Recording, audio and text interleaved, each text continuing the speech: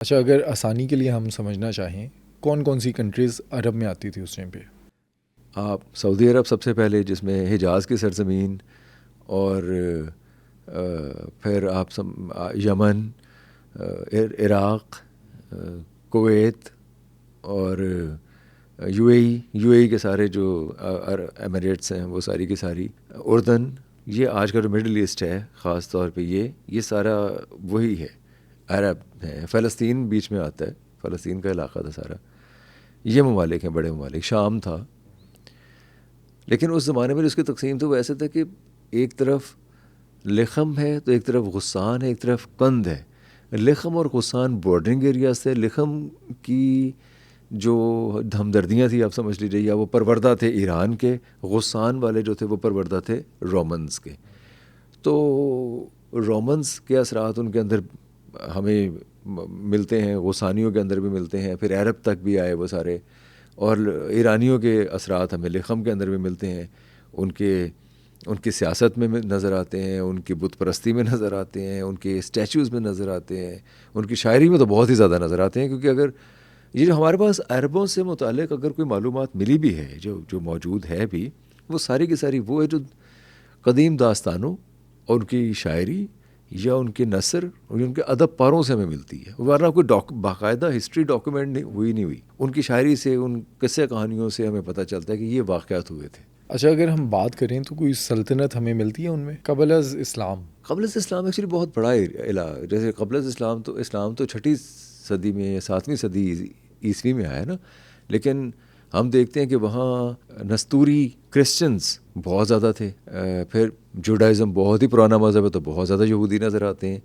और ये भी एक गलत तसव्वुर है कि यहूदी जो हैं वो मुसलमानों के साथ उनकी हो सकते है, यकीनन होती होगी मज़हबी मसाइल के ऊपर या सियासी मसाइल के ऊपर। लेकिन हमें तारीख़ में ये भी नज़र आता है कि जब शाह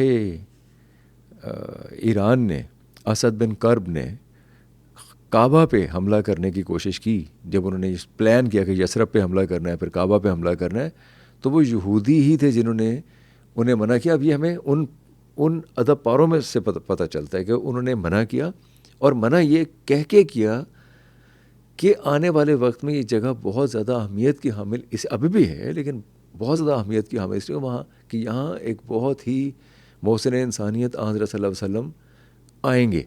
ये यहूदियों ने असद बिन कर्ब को बताया, शाह ईरान को। उसने फिर अपना इरादा मुलतवी कर दिया। उसके बाद उसका बेटा हसान आ गया।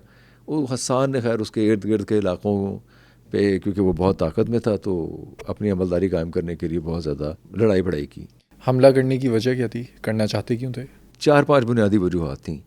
कबाइल तो एक दूसरे पे हमला करते थे लूट मार करने के लिए, या किसी सिविलाइज्ड और ज़्यादा अच्छे एफ्लुएंट क्लैन को लूटने के लिए हमला करते थे, जो कि हर जगह दुनिया में होता था, जैसे हमने चंगेज़ खान में डिस्कस किया है। लेकिन उसके अलावा हम यहाँ देखते हैं कि छोटी छोटी बातों पर भी लड़ाइयाँ हो जाया करती थी। जैसे कि हुआ ये कि एक्चुअली दो कबाइल के दरमियान घुड़सवारी का मुकाबला होता ही था, रिवायत थी, होता था, तो घुड़सवारी का मुकाबला। लेकिन एक साहब ने वहाँ दूर अपने बंदे खड़े कर दिए कि अगर मैं हारने वाला हूँगा तो उनके बंदे घोड़ों को डरा देंगे। अब घोड़ों को अच्छा। डराने के मुख्तलिफ तरीके थे। वो कुछ शोर करके भी डराया जा सकता था, किसी मुख्तलिफ आवाज़ें पैदा करके डराया जा सकता था।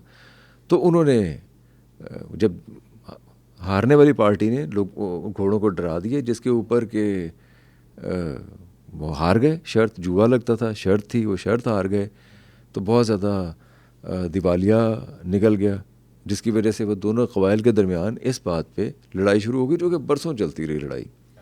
तो इस तरह भी लड़ाइयाँ हुआ करती थीं। फिर ऐसी लड़ाइयाँ भी थीं कि ये जब हम बात कर रहे थे शाह ईरान की, जो असद बिन कर्ब का बेटे थे हसान, जिन्होंने कि बहुत ज़्यादा जंग वंग लगा दी, और इस तय नशे में कि मैं जीतता जा रहा हूँ तो मैं हर जगह मगलूब कर लूँगा लोगों को, जंग कर लगाते गए। और जो सिपाही थे वो बहुत ज़्यादा बददिल हो गए, वो अपने घरों को जाना चाहते थे, वो उकता गए। अब उन सिपाहियों ने इनके छोटे भाई के साथ रब्ता किया, जिनका नाम था अमर। वो अमर को साथ मिला के अमर ने हसान को कत्ल कर दिया। इस तरह से जंग बंद करवाई। औरतों के लिए भी जंगें हो जाया करती थी, औरतों की खूबसूरती के लिए, औरतों को हासिल करने के लिए। जो आगे जाके हमने कहानियों में भी सुना, पद्मावती और इस तरह से। हाँ, वो हिंदुस्तान की तो खैर वजूहात वहाँ तो हाँ वो भी सही किसी हद तक होंगी, लेकिन बहरहाल अरबों के अंदर तो अनापरस्ती थी। अगर किसी ने किसी को ललकार दिए या किसी ने कुछ कह दिया तो उस पर छोटी छोटी बातों पे जंगें शुरू हो जाया करती थी।